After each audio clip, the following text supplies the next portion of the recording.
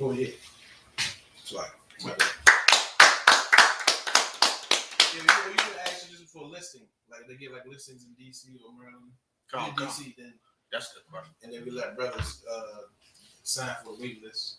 Oh yeah.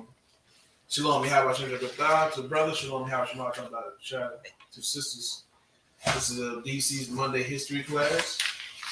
Today we're gonna go into courage, man.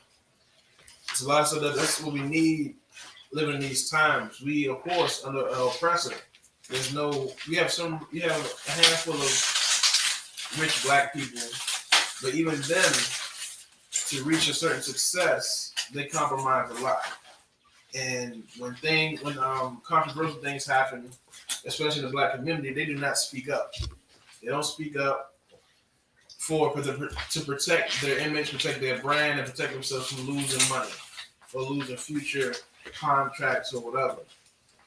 But there's a time when you're supposed to stand up and not care about whatever's and not care about whatever's in front of you, but stand for what's right and stand for the protection of your people. Today we'll get into the class. This is the history class, so let's get the historic story of David and Goliath. Let's show how David, had a courage. He had more courage than almost all Israel at that time. He was just he was just a kid. All right, and that's the same courage that we need if we want to rise up out of our oppression. For sure, we're being oppressed.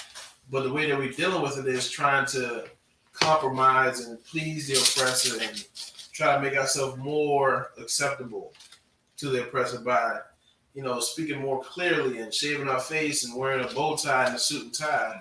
We've been doing that already. And you see that, they're still killing you. They still hate you. Hate us. They're still killing us. So now it's time to they're already killing us and already hate us. There's no more compromising we can do at this time. You might as well just go ahead and stand up and be righteous and be bold and stand up for your people and don't care about the consequence because we're dying anyway. You know what I'm saying? Give me and then what we don't understand is if we stand with the Lord, you won't die. That's the thing. We'll get protection. That's what we don't understand. That's what we don't know. Give me 1 Samuel chapter 17. Oh, okay.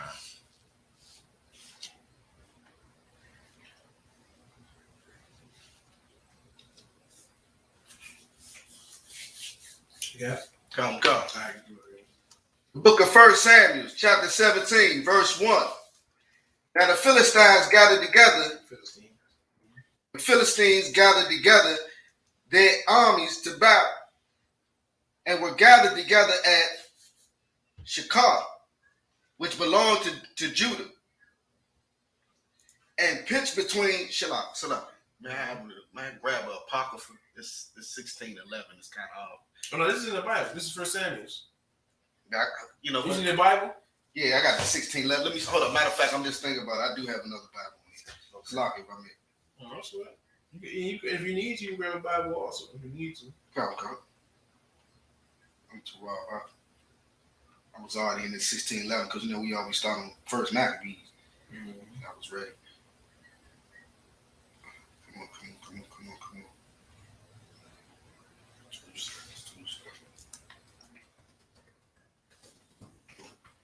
First Samuel 17:1.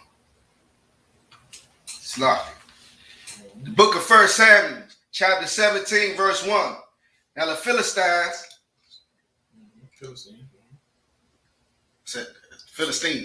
Now the Philistines gathered together their armies to battle, and were gathered together at Shokor, which belongeth to Judah, and pitched between Shekar and Azekah in Ephes-dammim.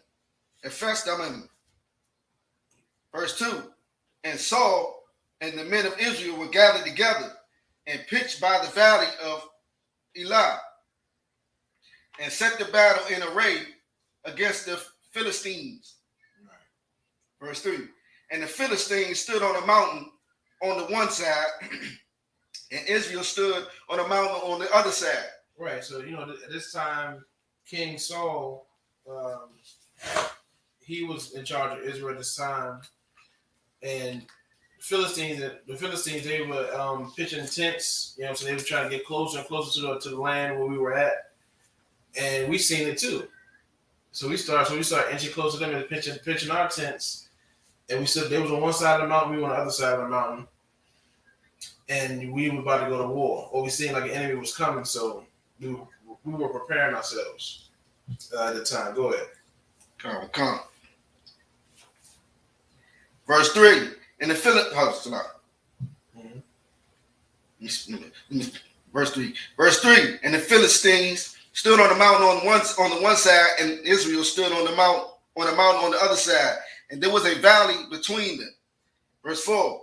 And there went out a champion out of the camp of the Philistines named Goliath of Gath.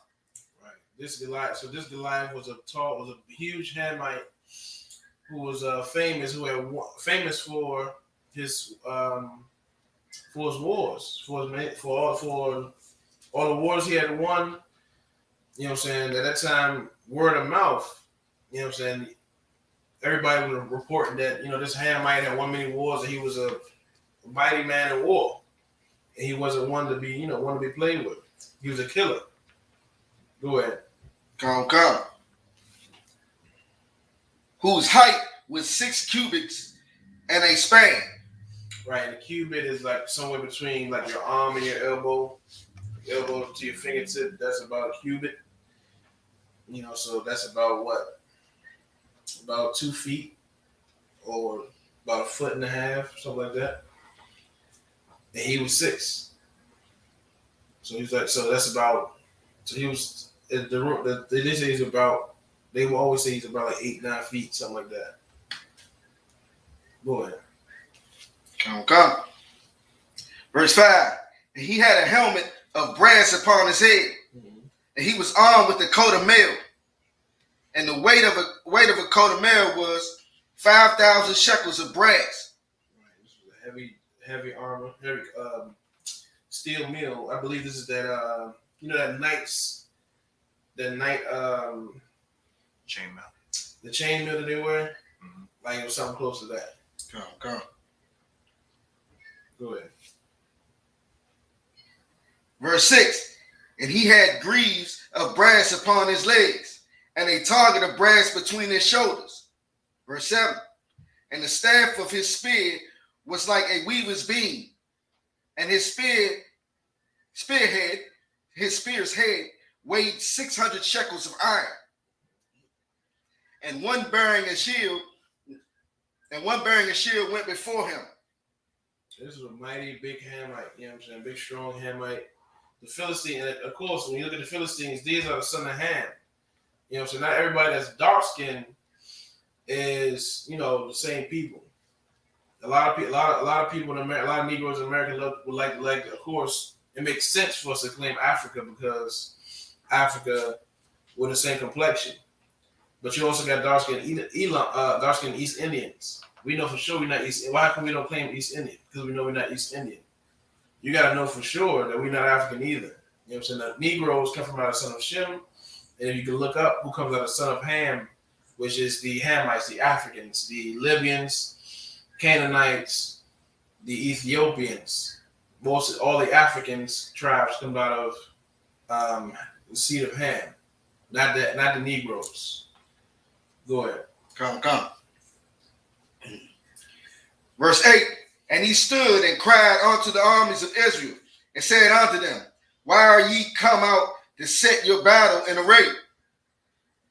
Am not I a Philistine, and ye servants to Saul? Choose you a man for you, and let him come down to me. So when he said set array, they was like lined up amongst each other, but they did not come close to battle. They were just standing off. So he's like, why y'all just standing there? You know what I'm saying? Aren't I a Philistine? And aren't you the servants of Saul? We clearly enemies. We've been fighting before. We have a history of fighting and going to war. Why y'all just standing there? Send somebody out here to fight. Go ahead. That's how arrogant he was. That's how proud he was. Come. Verse 9. If he be able to fight with me and to kill me, then will we be your servants. But if I prevail against him and kill him, then shall ye be our servants. Right. And service. That's how bold he was. He said, you know what? Send somebody out here. I lose, we become your servants. Y'all lose, y'all become our servants. Go ahead. Verse 10. And the Philistines said, I defy the armies of Israel this day. Give me a man that we may fight together. Verse 11. When Saul and all Israel heard those words of the Philistine, they were dismayed and greatly afraid. And that's what happens, you know what I'm saying? So a lot of times, when we remember the Lord, I mean, when things happen that'll shake you, if you remember the Lord, then for sure you won't, you know, so you'll have courage, you'll stand and be brave. But if you don't, I mean, if you forget the Lord, then for sure you'll be like this. Everybody be afraid and will panic and not know what to do. You know what I'm saying? You become a coward. Go ahead. Come. Verse 12.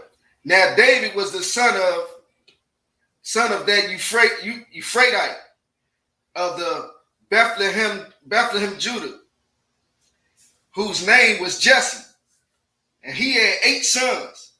And the man went among men for an old man in the days of Saul. Read that. Where you was at? 12. Come. Read 12 again. Sorry. Now David was the son of that Euphratite of Ephraimite. Mm-hmm. Ephrathite. Salah was the son of that Ephrathite of Bethlehem, Judah, Right. So, whose name was Jesse, and he had 8 sons. And the man went among men for an old man in the days of Saul. Verse 13. And the 3 eldest sons of Jesse went and followed Saul to the battle. And the names of his 3 sons that went to the battle were Eliab,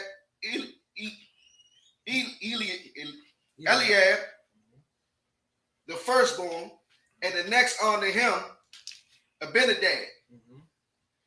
And the third, Shema. right. Verse 14. And David was the youngest. And the 3 eldest followed Saul. Verse 15. Then David went and returned from Saul to feed his father's sheep at Bethlehem. Verse 16. And the Philistine drew near morning and evening and presented himself 40 days. Verse 17.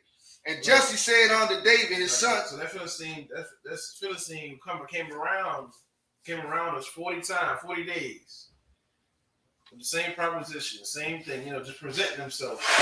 That's how arrogant he was. Just popping up for 40 days straight, presenting himself, looking around.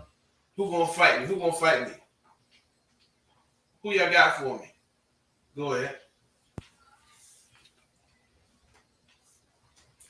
Verse 17. And Jesse said unto David his son, take now thy brethren and an ephah of his parched corn, and these 10 loaves, and run to the camp to thy brethren.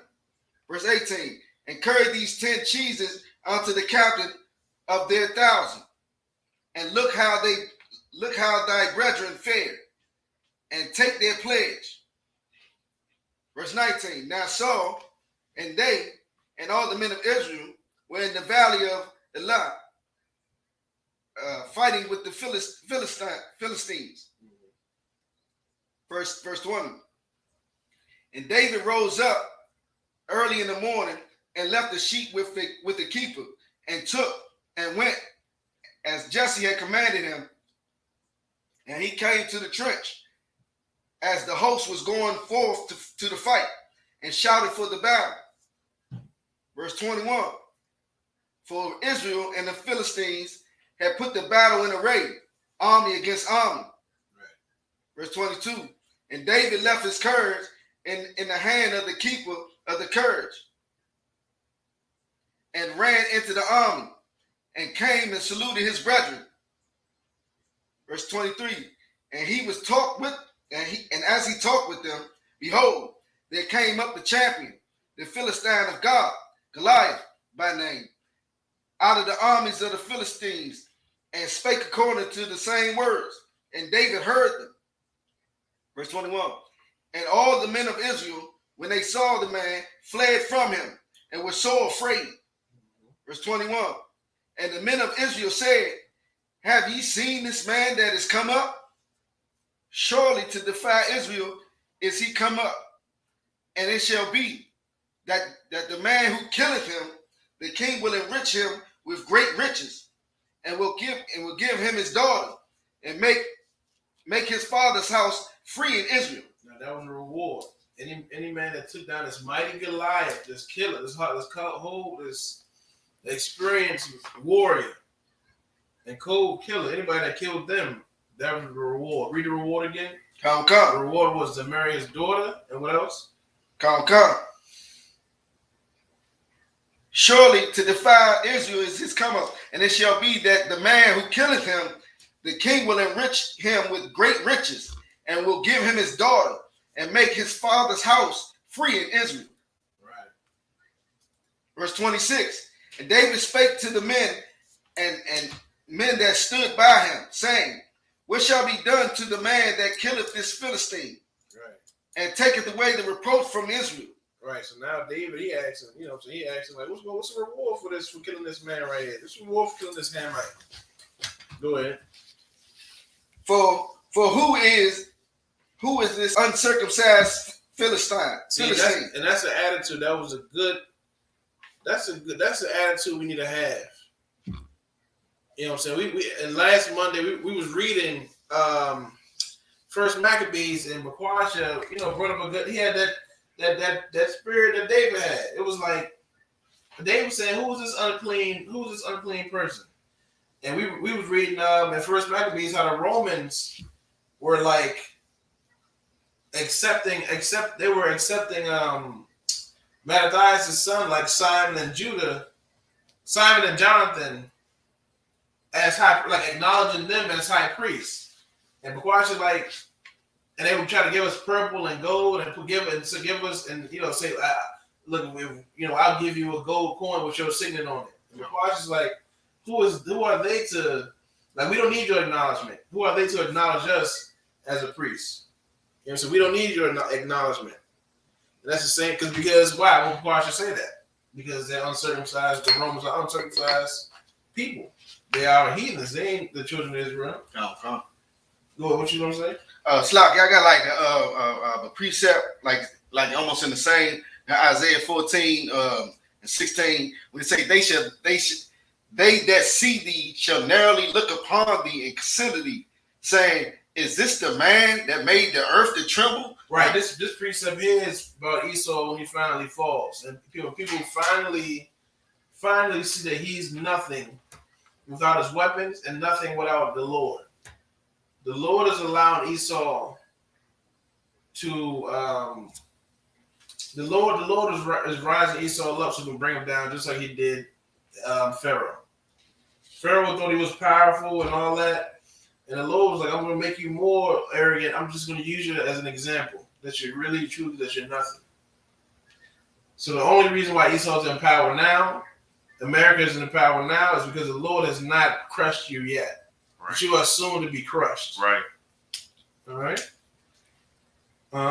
If I may paraphrase another precept to that, when Lord talked about Egypt, how he made them rise up just so he can show his power and bringing them down. Mm-hmm. Like just what you were just saying about Esau. where the Lord was like, so you talking about Egypt, and he was like, yeah, I rose Egypt up just so I could show my power, right, and bring them down. You had a precept? Oh, you want me to I was paraphrasing. You want the precept? Oh, I thought you was asking for a precept. Okay, no, I had. That's what you were saying. Yeah. Okay. I mean, we could pull it. Don't pull it. Since you, yeah, that's probably why you brought it up. It's in Exodus, I believe.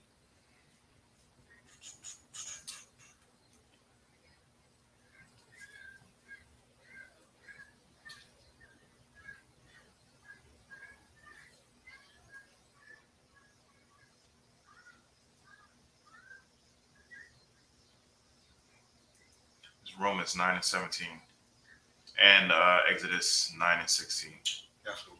Pull the Exodus now. Go ahead and read that. Okay. This is Exodus chapter 9 and verse 16. And in very deed, for this cause have I raised thee up, for to show in thee my power, that my name may be declared throughout all the earth. Right. The Lord is a gangster, man. The Lord will use you as an example. White man, you think you so big and strong? No, you're not. The Lord is just letting you be the oppressor you are, the number one oppressor that you are on earth, until he decides no more. And then he'll show, and then once again he always, from day in and day out, with every oppressor, and plenty of times he always shows that he's really the only one, that he's the most powerful, that he's the one that's in control. Oh yeah, the Lord is for sure working now. When you got a flood in Wuhan, right? Flood last week. Got another 17.5 multitude earthquake in Haiti. Now that American troops are pulling out, after 20 years, Al-Qaeda took over the capital of Afghanistan today or this week. Mm-hmm. We just not hearing about it. America just reporting it today. So it may have happened today or this week. They thought Al-Qaeda, they thought the Taliban was done, but they see, they're not. They're not done. The Lord is always the Lord, you know what I'm saying? You want to hit, and that so fits the Lord and the signs of the times and the time of Christ. Because in Matthew 24 and 3, it says signs of the time. The signs of the times were the earthquakes, the rumors of wars, the pestilence. We're going through COVID-19, an earthquake, a flood, and Al-Qaeda and the Taliban just took over Al-Qaeda just took over the capital of Afghanistan. Just when you thought things were getting back to normal. That's what everybody kept saying. Oh, COVID is a month or two ago, when things opened back up, things is finally trying to get back to some kind of normal. Nah. The Lord about to start showing off. All right? Go ahead. Verse 26. And that's why it's so important that we have the courage. That's why it's so important, because that's the God, the God, the Most High, he's the one who's bringing out these earthquakes and wars. They're going to stir World War III and all that. And what are we here doing in America? We're trying to reach some kind of success by serving our oppressor, or by compromising and trying to please our oppressor, and trying to show him that we are good niggas. That we are good niggas. We're good old niggas. Instead of compromising your evil ways and following the Most High, following the number one gangster, the one who really, who's really in control, who's the one who's really powerful. Instead of following America, who was about to be done. The Lord says it's going to be burnt. It's going to be done in 60 minutes, in an hour. Be done. All right. Let's continue to read on. Come. Verse 26.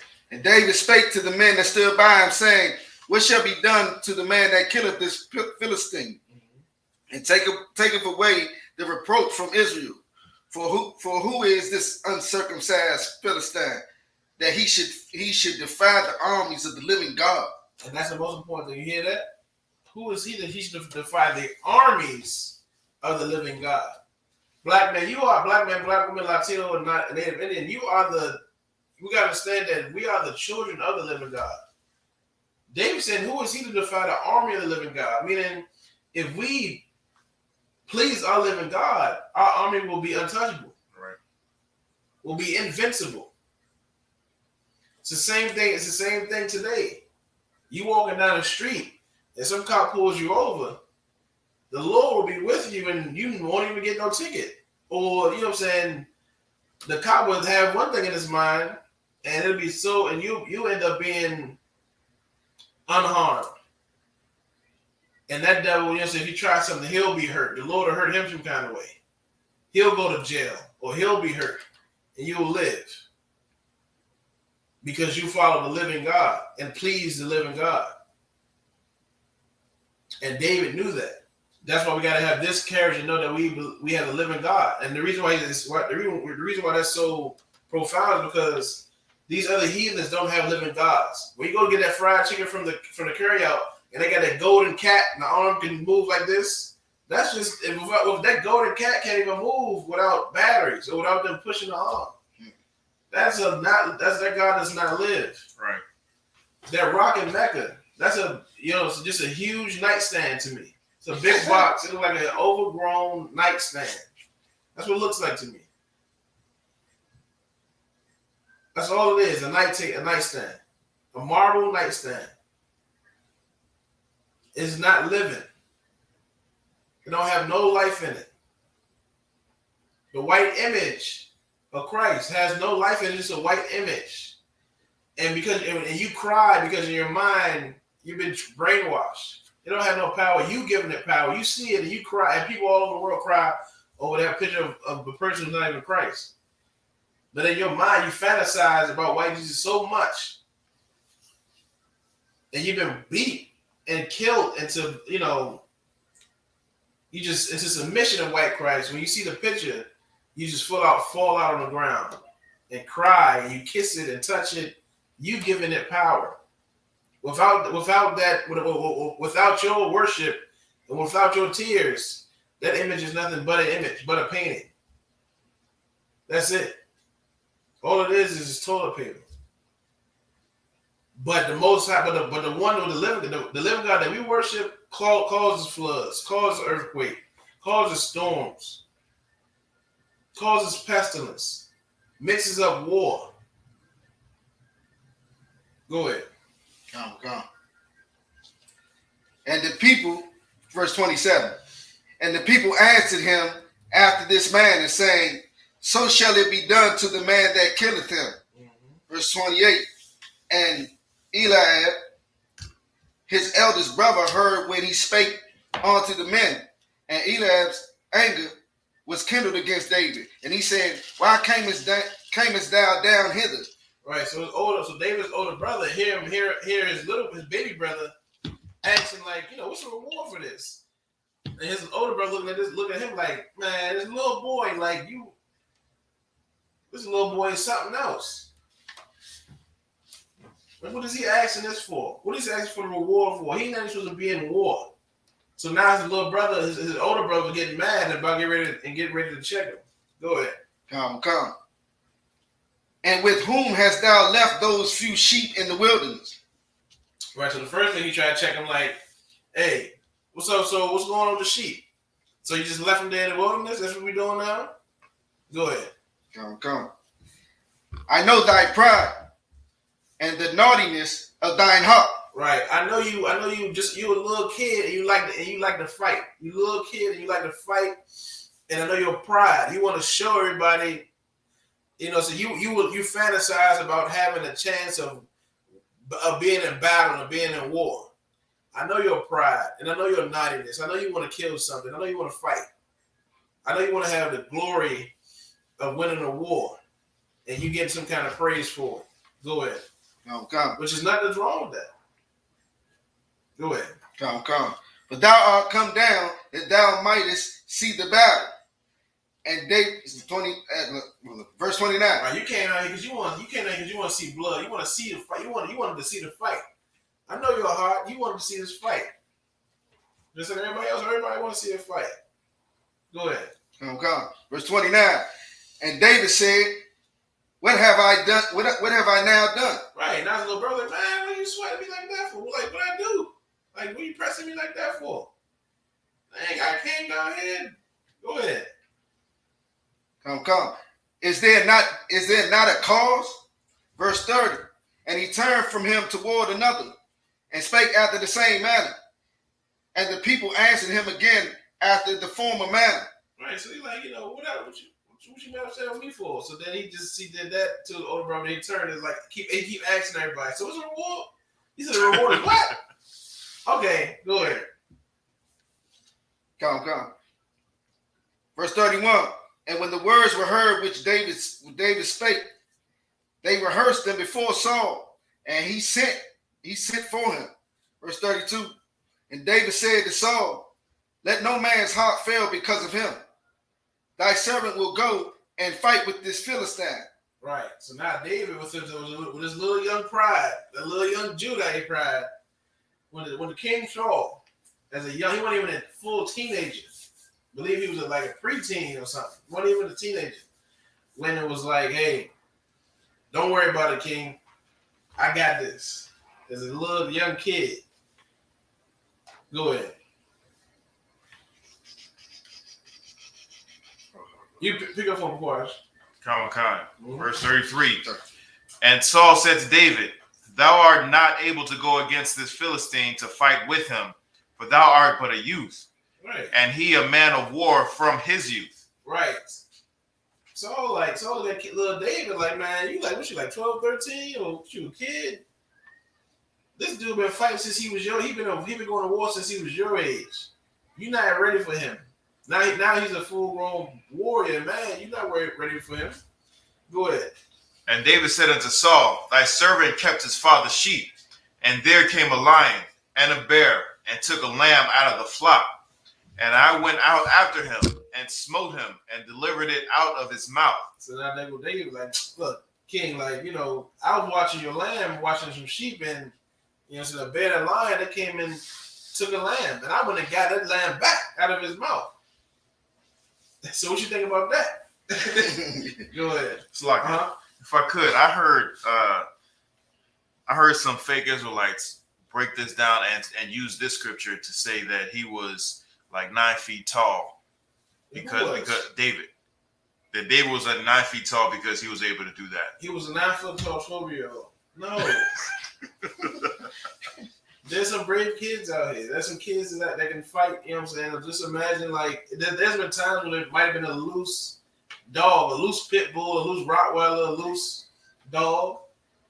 It's even some stories about some Romans, even Africans, like certain Africans, well, they're a little older, like I guess in young teenagers or young 20s, certain African tribes try to have an African when he's, I guess, 19 or something. Somewhere between under 19 or a little over 19 before I kill a lion for his manhood test. Something like that. So, you know what I'm saying? There are some teenagers, there's some 12 years to 13 years old who's capable of that, especially an Israelite, that can do that. They can kill a lion or kill a bear. Go ahead. So like you said, I was getting to my notes where David was like, who is this uncircumcised Philistine? And all I could write down as it came in my head, it's Officer Abu. I just wrote down David was like, who is this stinking Hamite? Right. Who is he? Everybody, but that happens, you know what I'm saying? When that happens when certain times, just when you're in fear because you're still a man that had those men thoughts. Those man thoughts, and you gotta fight your man thoughts and always try to remember the Most High. And remember that He got you. Who else was about to say something? Was you about to say something? Okay, go ahead and read them. Come.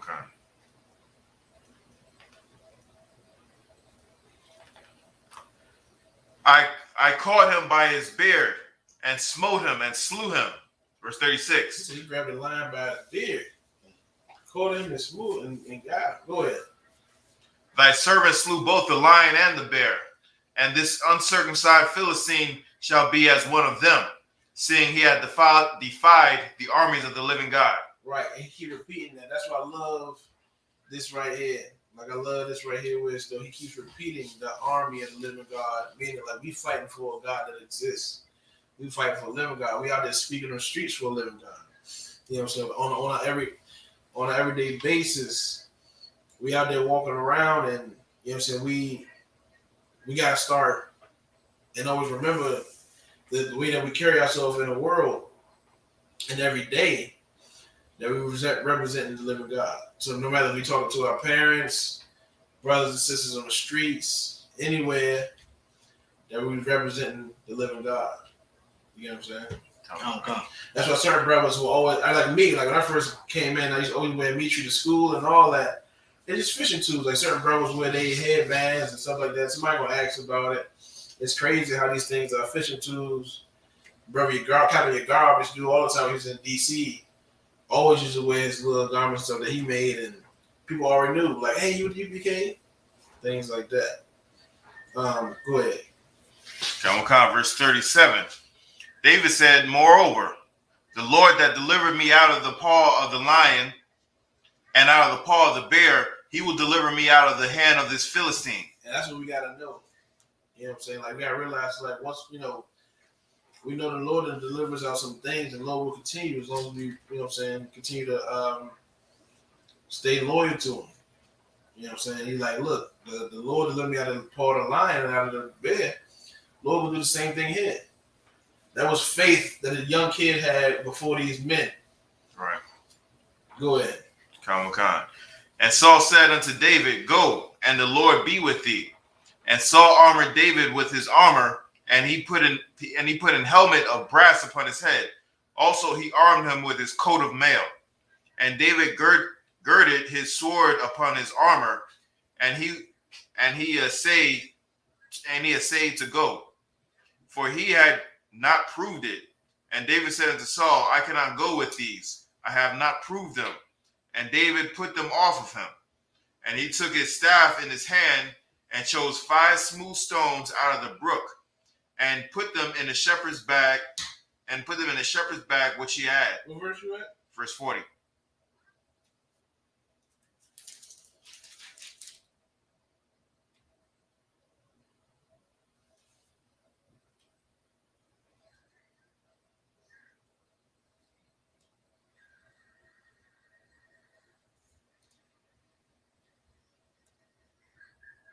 Right. And what is a breakdown? What do you mean? In 38, 39. 39. So he with all the armor that Saul put on him, he was like, yo, I never used any of this armor. Mm-hmm. So I can't go into battle and I've never used any of this stuff. I could fail at using because I've never used this stuff before. Right. And you see, that was smart. He went with something that he was used to. Not saying don't try new things or try new weapons, but for sure, a weapon you already have mastered. And then, within that time, like if it's something new and you training with it, like at the gun range, mm-hmm. trying a new gun, cool. But like if you gotta go to war, you have to go with a new gun that you haven't proved, like you don't know.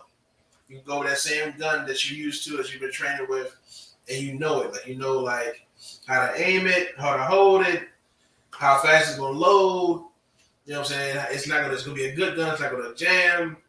You're gonna know everything about it. And you're gonna feel comfortable with it. Go ahead.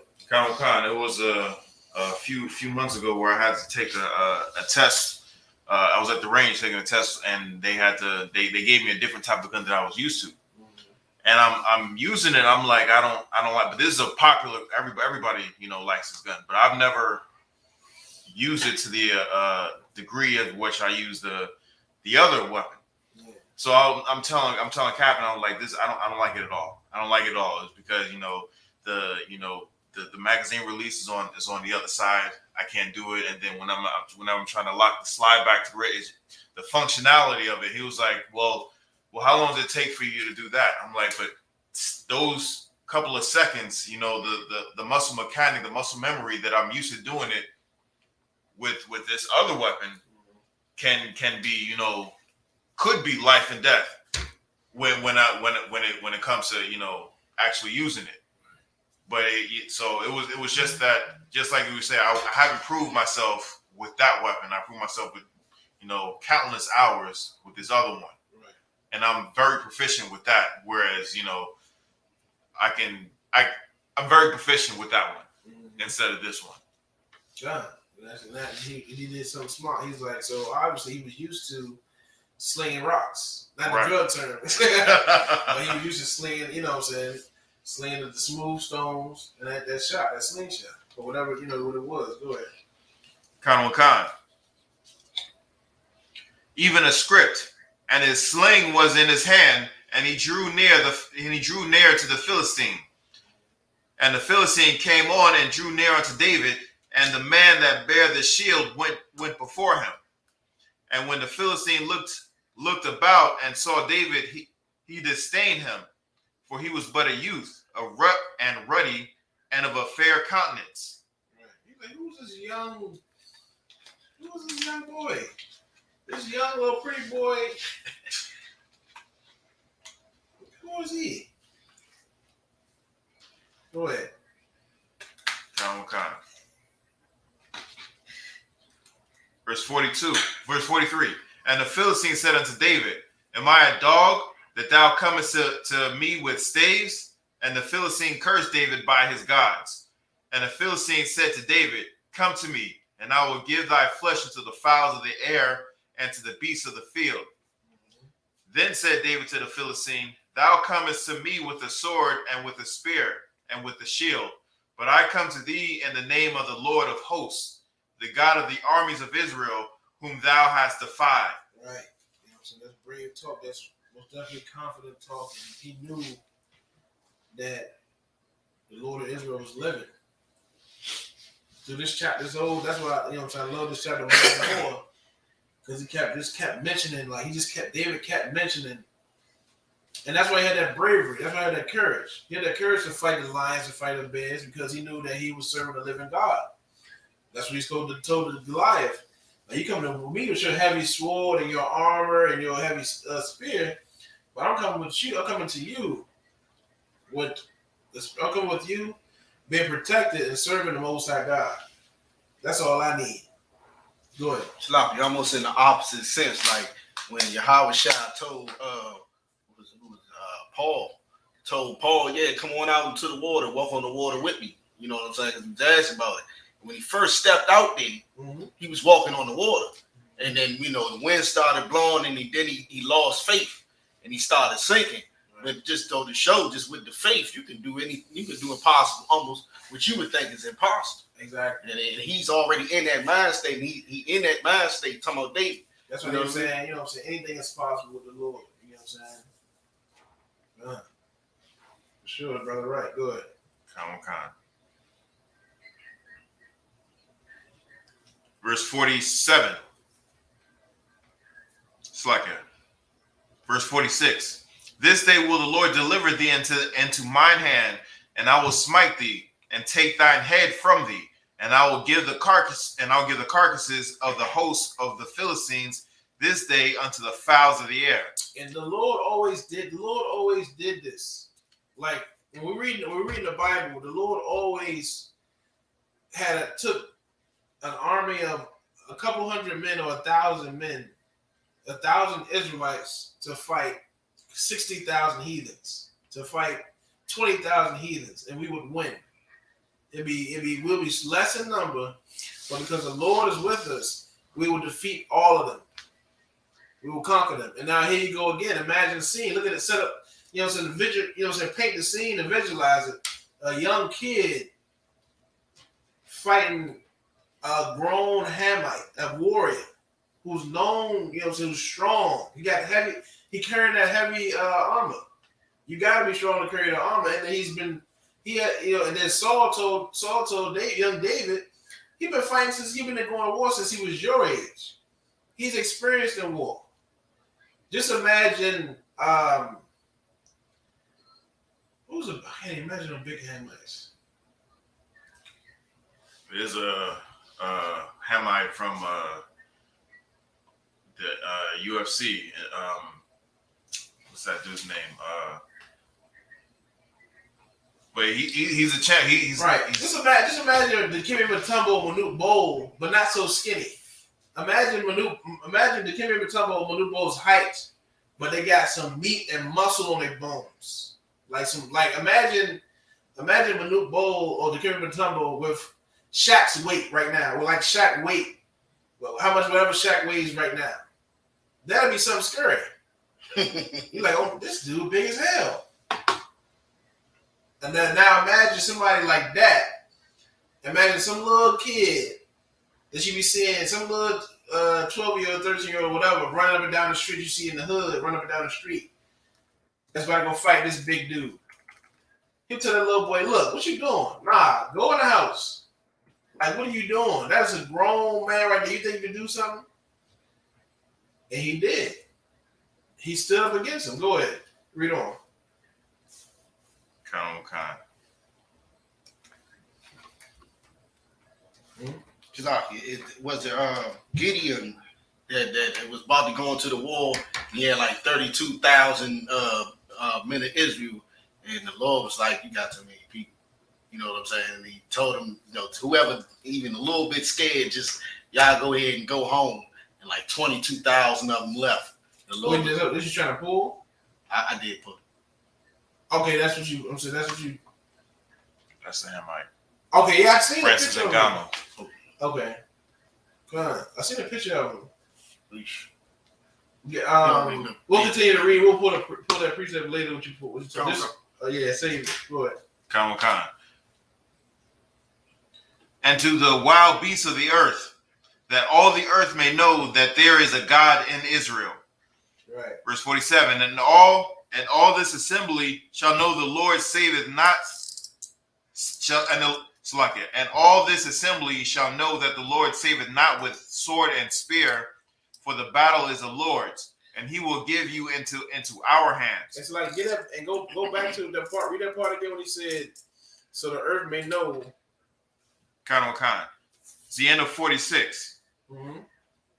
That all the earth may know that there is a God in Israel. And that's why this is spirit. When I be teaching when I always bring up like these classes about the living God and stuff like that, I always try to convey to y'all, to the brothers, and to myself. I always remind myself too that when we out in the streets, don't look at it as minor when we teach it. It's major. Like even there's people around us that's watching us, people that we don't know that's watching us, people that we don't know that's listening to us. Like we just seem look like 6 Negroes on this corner. But you know what I'm saying, the FBI, the White House, people listen to us. We get, you know what I'm saying, the UPK as a entity is known all around the world. So our job is big. And know the work that we're doing is so that verse. Read that verse again. Khan. That all the earth may know that there is a God in Israel. That's what our job. That's what it is. That the earth may know that there's a God in Israel. Whatever our oppressor is doing to us, that He's going to have His day, because we want to keep and we do it to wake the dead Israelites up, not physically dead, but spiritually dead, because we all spiritually dead. And then we heard the Lord's words from you. Became and we started to wake up. We started to come alive again. That's why we get our names, because we kill all. We become alive again, reborn in the truth. Right. That's our goal right there. So the earth may know that there's a God in Israel. Keep that in mind when we speaking.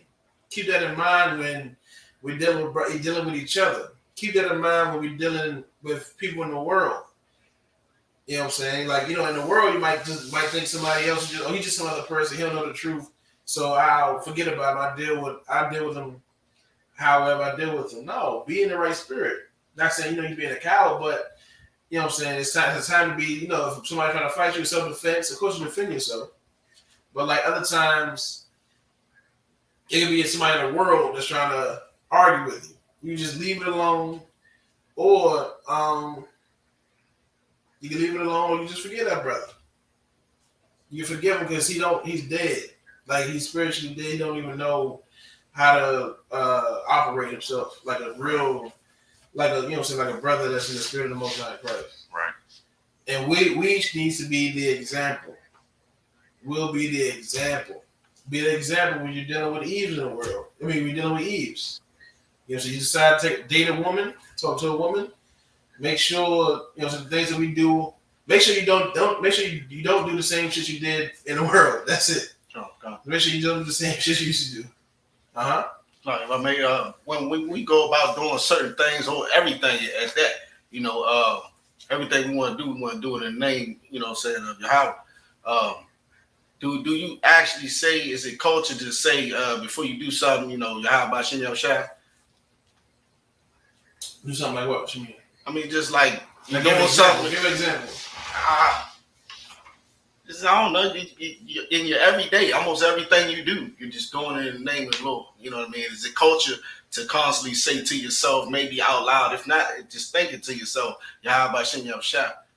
Yeah, I mean, most everything to yourself. Or like when you're around brothers and sisters, or if you're brothers in the world, you know what I'm saying? You might, I don't know, brother might ask you for some change or something, or you might do something for brothers and sisters. They say thank you. You just say, Most High Christ. That's what we do. We just want to say Most High Christ, or to yourself, you want to say it in Hebrew, or you can say it in Hebrew. You know what I'm saying? But most definitely keep that in your mind, because with the Lord, how Israelites, Israelite men and how Israelites fail is believing in too much of our own power. Meaning, okay, I got this done. Yeah, that was me. When the Lord allowed it. So that's why I like, what I'm saying, like I love to keep myself in that mindset, because I used to be, when I was young, a teenager, I used to be always try to believe in myself, yes, you can do things, you can do anything, and you can build a certain success of yourself, but then you become too much into yourself and give yourself too much praise, or you want the praise from others. Like you get a good job, or you start, or you hustle in the streets and you get a certain amount of money. Everybody in the streets will start looking up to you like the big dog. And I know a lot of street cats or street hustlers who love that. They love that worship. They love that respect. But really, he's nothing. He's a man. He can die just like a youngin that has no respect for him could walk up to him and shoot him and take whatever he got. You know what I'm saying? He got to realize that, know that he's a man. Yeah, you got 60 grand in your pocket. You got $100,000. You made that off the streets. I know people like that made it off the streets. $100,000. But it could be gone. Because you're a man at the end of the day. If you bleed, you bleed just like another man bleed. And a youngin could kill you.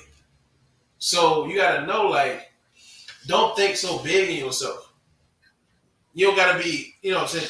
And you just got to balance it, because there's a thing, there's a time, you don't want to be too low with people running over you.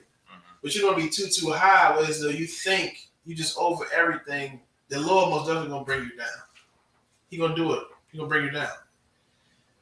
So you just got to know how to balance that. But what you're saying about saying, everything we do, say Yahweh Shabbat, say Yahweh Shabbat, that's the spirit that you should be in. That's most definitely the spirit you should be in. It keep you level. For sure. Most definitely keep you level. And that's what keeps me level. Because if not, I'd be an arrogant nut. You know what I'm saying? Just thinking that I'm big boss and I'm this and I'm that, when really I'm nothing. You know what I'm saying? I'm filthy. You know what I'm saying? We was sinners. You were dirty rags. You know what I'm saying? Go ahead. That's a whole nother class. I just brought it. I just went to a whole nother class. Go ahead. Verse 47. And all this assembly shall know that the Lord saveth not with sword and spear, for the battle is the Lord's, and he will give you into our hands. Right. And that he will give you into our hands. They would say, I'm about to come and I'm going to kill you in the name of me. I'm about to cut your head off. He said, the Lord will give you into our hands. The Lord. Keep that. We gotta keep that spirit. And sometimes we might fall out of spirit. If you see it amongst any brother or sister, we remind each other of that. Remind each other to stay in that spirit, and the Lord will be with us. Because when we fall out of that spirit, the Lord ain't gonna be with us. Right. And we're gonna lose the battle. Go ahead. Khan. Verse 48. And it came to pass when the Philistines arose, and it came to pass when the Philistines arose and came and drew near nigh to meet David, that David hasted and ran toward the army to meet the Philistine. And David put his hand in his bag and took thence a stone and slang it and smote the Philistine in his forehead, that the stone sunk into his forehead, and he fell upon his face to the earth. Right. So David prevailed over the Philistine with a sling and with a stone. With a sling and a stone. But if you go back and read, with a sling and a stone, but the Philistine was 6 cubits tall. He had on a helmet of brass upon his head. He had a coat of meal. He had the weight of the coat of 5,000 shekels of brass, and had greaves of brass upon his legs, and a target of brass between his shoulders, and a staff of his spear was a weaver's beam, and his spear's head weighted 600 shekels of iron. That means nothing against the Lord. Right. That don't mean nothing against the Lord. Just like the nuclear warheads, the nuclear, all the nukes and whatever, nukes and shoots, whatever the hell America got and North Korea and Russia got, none of that means nothing compared to the Lord. And that's the biggest thing. We hear about the battle. A lot of us want World War III to happen, want the Lord to make World War III happen. Like, we want to fight, but we're missing the real goal. That will happen. But before that happens, we got to come back to the Lord. Right. We got to realize vengeance is the Lord. Don't think about the battle. Don't think about, okay, the Lord, Christ is going to come, and Christ is going to bathe is going to have the streets bloody. He is. And he's going to pick men to fight with him. Don't think about that battle yet. Think about the battle within yourself first, so you can even reach that battle. If you can be lucky enough, or like you said, the Most High, you know what I'm saying, you'll be looked upon to either join Christ or join some kind of battle. But what we want to do now is realize vengeance is the Lord. So if the Lord is going to take care of that war or crush our oppressor, then what's the job that we got? The job that we got is to change ourselves, to heal ourselves, and change Israel, and turn Israel from America, turn Israel's love and heart from America, and turn their heart back to the Most High. That's the goal.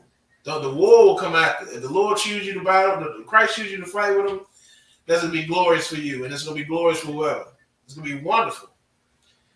But you ain't going to get there without doing this here first, changing yourself first, and teaching our brothers and sisters about the living God. All right? Go ahead. Start.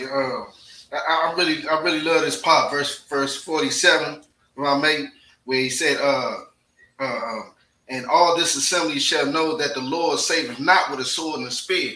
Because he passed up on the sword and the spear, like in verse right. Yeah, he passed that up. But for the battle was the Lord's, and he will give you in his hands. And he was talking about, he was smart enough to know I'm gonna go ahead out here with this stone and this slingshot. I mean, it's twofold because he told Saul that the Lord would be with me. Mm-hmm. The same God that saved me from the lion and the bear was going to be saved me from the bear. Is going to be the same God who's going to help me destroy this Hamite. Mm-hmm. And then he said, I don't know. And about the weapons, he said, I ain't never worked with no weapons before. He took a sling and some rocks where he worked with before, obviously. And then the two other fold is the Lord saying, look, know that the Lord saveth not with sword and spear, for the battle is the Lord's. That's what I just said. Vengeance is the Lord's. That was and I wasn't even reading ahead, but it was in the spirit of bringing out when I brought out the battle, when I brought out World War III. Some men gonna fight with Christ. There's gonna be some chosen men. But before that, realize like I was saying here in 47, that the battle is the Lord's. It says in 47, our job is to raise these brothers and sisters up. You know what I'm saying? So we can get to that battle. All right. Finish. Go ahead, read. Finish 47. Bakwash. I mean, not Bakwash. Shabbat. Come. Did we skip or no? No, we was on 48. No, we was down at 50. At 50. Oh, come. Yes, we was at 50. Right, 50. Right, read 50. Go ahead. 50. Come. Verse 50. So David prevailed over the Philistine with a sling and with a stone, and smote the Philistine and slew him. But there was no sword in the hand of David. Verse 51. Therefore David ran and stood upon the Philistine and took his sword and drew it out of the sheath thereof, and slew him and cut off his head therewith. And when the Philistines saw their champion was dead, they fled. Verse 52. And the men of Israel and of Judah arose and shouted and pursued the Philistines until thou come to the valley and to the gates of Ekron. And the wounded of the Philistines fell down by the way of Sha'arim. Right. So that's what we are, and that always happens. That always happens with. We're gonna bring up plenty of stories next class, and we're gonna bring up plenty of stories where as though men of Israel at one time were scared of the oppressor, scared of the enemy, and it was one person who had enough faith in the Most High and went in, popped off first or took the first shot, and then the rest of the men. Like how here, when David killed the leader, the rest of his men got scared and ran. Then the rest of the men pursued them. It's time. I'm gonna bring up the story next class. It's a sister that cut off a oppressor's head, or a man that Israel was scared of. A sister cut off their head, and then brought their head to the brothers. Like boom, here you go. And then the men seen that, and they rose up and went and fought the rest of the people. It always happened like that. That's why, and also that's why our brothers and sisters look up to us. Like it's brothers and sisters who love to come down to our speakers all over the world, UK, Trinidad, wherever, America, because they don't have the courage or the voice to speak, and they don't even know what to say. But when they hear us speak, it's so like, okay, boom, this is what I needed. Like I always wanted to, like they thinking about, like some brothers and sisters always thinking about the police brutality. And things and all type of things that's happening in the world and happening to Israel, happening to the Negroes and Latinos and Hispanics, but they talk about it or they never don't talk about it, and then they'll bring it out. But once they see us bring it out, they look up to us as their voice. Right. You know what I'm saying? So that's why it's so important that we stand strong, continue to study more. You know what I'm saying? Sharpen our sword. And stand strong, because there's other brothers and sisters who can't do this job, but they look up to us in inspiration and in graciousness. All right. With that's why we need the courage of David. That's what the name of the title is. With the courage of David, we will rise up out of our oppression. With that courage of following. Of knowing that we follow and serve a living God, we will now stop trying to please the oppressor so much. If you realize, like, you know what I'm saying, we might be speaking, so you got people that love us, and you got other people that will come up against us because they love the oppressor. They love Christianity. They love the oppressor. Other bougie Negroes might walk past. They feel good. They're making $100,000, $200,000 a year. They walk past us like, look at these bums. All they got to do is just shave their beard and get a degree, and they can make a six-figure salary. I can make a six-figure salary, and shit, it'll be all good, man. Y'all stand out here in the heat, man. I'm about to go to happy hour. I'm about to buy some chicks some drinks and take her back in my BMW to my house. Selfishness and lust. There's nothing wrong about a chick and drink or dating a woman, but when you look at some brothers standing up for something bigger than yourself and bigger than your own selfish goals, if you look at, you know what I'm saying, if you look down on brothers who are standing up for something that's bigger than yourself and your own lust, then you're in the wrong spot. You're in the wrong position, the wrong state of mind. You get what I'm saying? Come. With that, let's pass the class. So we gotta use that courage. With that, pass the class and preaching also requires. Security announcements. We are the I.S.U.P.K out of 1 West 125th Street, Harlem, New York, under Commanding General YAHANNA. New rules for brothers and sisters. When a new brother or sister comes into the school, they are off limits for 6 months. They are to be saluted only. They are here to shed themselves of the world. After 6 months, if a brother or sister has an interest in a particular person, he or she must get permission from the head to speak to a brother or sister. There is another 6 months in which the brother or sister will court each other. After this 6-month period, the brother or sister will get permission from the head to marry. Tithes, which is a commandment. You can find this in Numbers 18:21 and Malachi 3:8-10. Means 10th in Hebrew and is pronounced ma'ashara. 10% of any penny of any increase the Lord gives you, give to the treasury department or teacher. Priest fund, free will offering for priests, not mandatory, whatsoever amount you would like to give. Upcoming Holy Convocation is a memorial of the blowing of trumpets, which is the first day of the 7th month, which is Monday, September 6, 2021. You can find this in Leviticus 23, verse 24-25. Also, we have the New York Cookout coming up. That's August 19th through the 21st. Texas, the next following that is Texas, October 7th through the 10th. Following that, Las Vegas, November 11th through the 14th. And the final one for this year is Florida, which is December 2nd through the 6th. Also, tonight is Commanding General, every Monday night is Commanding General YAHANNA's Black Watch. Tune in, like, subscribe, and share on the stream. Do you have anything to add to that, sir? Nope. The New York Cookout is coming up this weekend. You know what I'm saying? If you listening in, try to make it down there. Make it down to New York. Let's contact the I.S.U.P.K. We'll let you know. The cookout is going to be on Saturday. Come on down. It's going to be this Saturday. Come down to New York.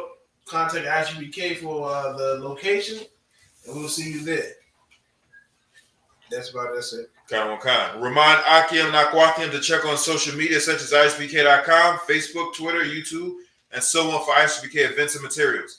If a brother wants to be a trooper in the school, you should start wearing all black, which includes black boots, black shirts, black pants, black headbands, or scarf. And with that, I say Amajin, which means to stand. I'm going to give one credit to the teacher. I'm going to visit Amajin Shabbat, Imajin, Barak, Yahweh Shem Yahshua Barak Thumb, Yahweh Shem Yahshua Barak Thumb, Yajmatah. Class dismissed.